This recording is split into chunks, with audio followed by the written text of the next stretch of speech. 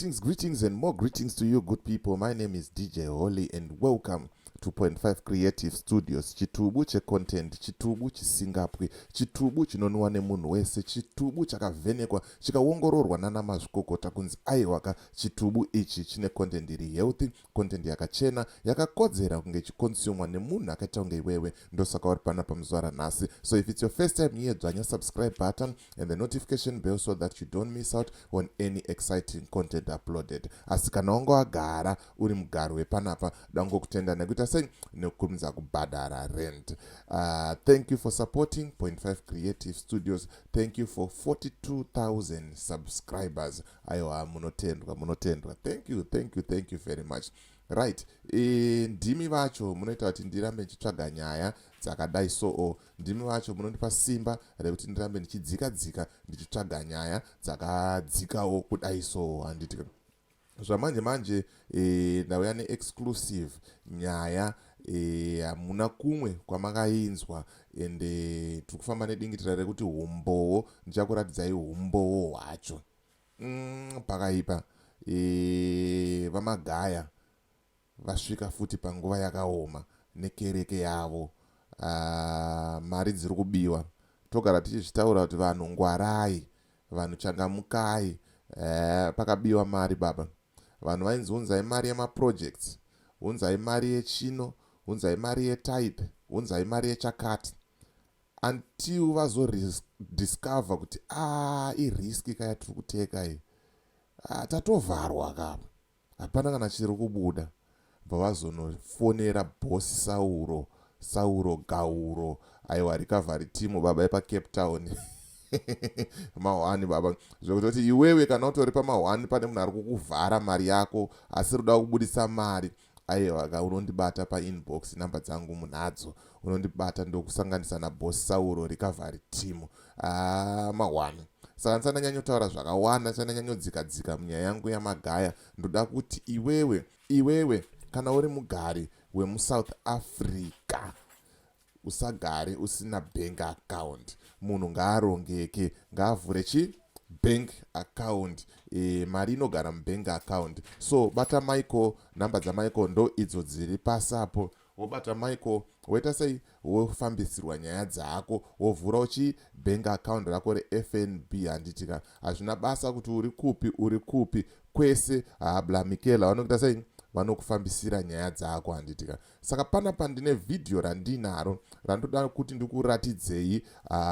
Boss Sauro team vaenda, recovery team yaenda panzvimbo, yaenda kwamagaya PhD South Africa kumarecovery kunotora masini. Vachidza kuti iwe bhadhara mari yawaivhara vanhu uchinyepera vanhu kuti zvakamira zvakadai zviri zvekunyepa.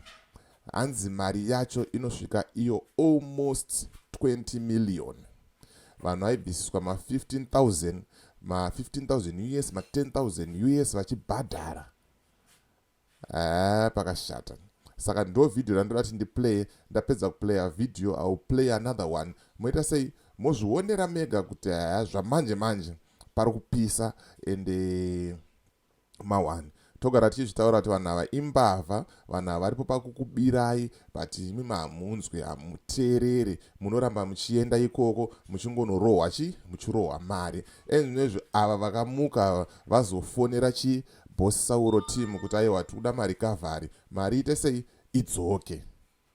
Mahwani. Saka tipinde mukavideo clip tuone kuti zviri kufamba sei. Apa vakomana vanga vatoenda Sunday during a service vakati aiwa tatouya tikuda mari.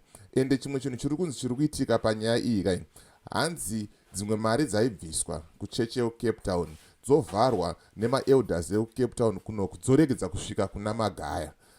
Dzimwe mari dzairohwa zvadzo naMagaya, but dzimwe dzacho dzaisasvika. Saka vakomana vakubata munhu one by one vachimisa paspeshamo. Aiwa, team yacho ndo mahwani chaiwo. Saka mera tione video tione kuti zviri kufamba sei. That recover now. It started now. We need the money now here. Boss Sauro Mafia in Cape Town, South Africa, you need money with this guy now. We need money. The one is operate rifle AK. We want to see today happening now. Yeah, it's happening now. We are happening now.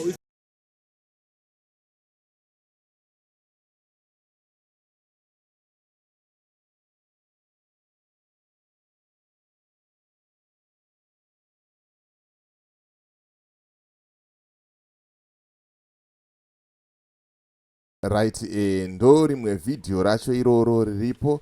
Let me show you another one kuti munyasozvionera kuti zviri kufamba sei. Pakashata zvamanje manje pari kupisa. Saka chakazoitika manje ndechekuti vakomana ava ve-PhD yemuno muCape Town ava vaudzwa kunzi vakomana ndo nyaya iripo, vanhu vari kuda mari dzavo, vahaya recovery team. Magaya Church, we have started this a boss. Vagaya recovery team kuti vaite sei itore mari handitika.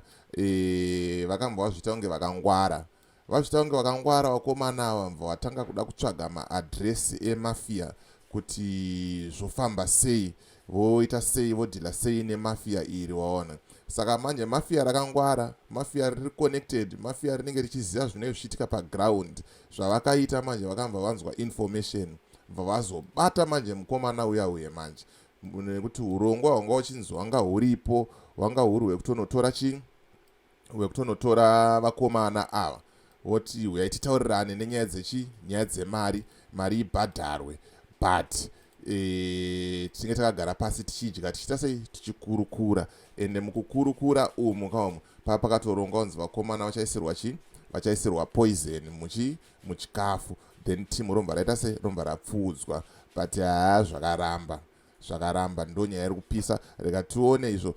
Video iroro handikwanise kuriuploada panapa paplatform. What I can do with that video, ndicharisa kuWhatsApp channel yedu nekuti rinoviolata ma-rules and regulation e-partners program yeYouTube handitika. Saka unfortunately handikwanise kurisa panapa, but kuWhatsApp ndichamaisa mavideo ese yayo. Ndo pamunonzwa nyaya yese mukomana achitaura kuti taida kukuisirai poison, zvakamira so. Saka rega tiplay video tinzwe kuti how far is too far panapa. It's Magaya Church. We have started this apostle team. Mafia now. We come here to recover here this church. So now we're gonna recover here in this church now.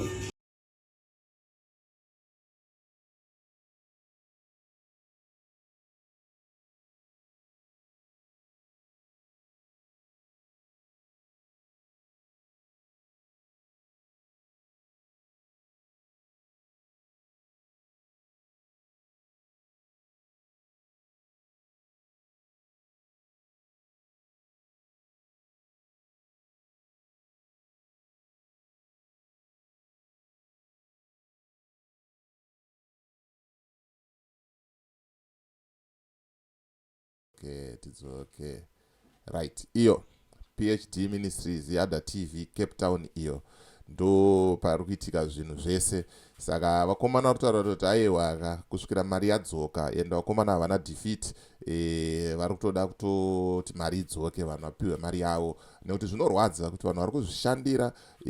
Wonyeberwa nzi project kuchechi, munhu oita lawyer wekuchechi obvisa mari, ombva azovharwa mari yacho, hapana chinoita sei chinobuda handitika. Saka ndo nyaya yanga ndichifambira zvamanje manje, yanga ndauya kuti ndikuratidzei kuti aiwa kwaMagaya uko hakuna kumira zvakanaka, kuri kuita sei, kuri kupisa. Vakomana vari kutomuda Magaya zvekutodaro, ende vari kumutsvaga kuti varikavhe mari yavo handitika. So as for me, DJ Holly and the rest of the crew behind the scenes, and kuti thank you for watching and thank you for supporting Point 5 Creative Studios. Tosangana muvideo rinoita sei rotera handitika.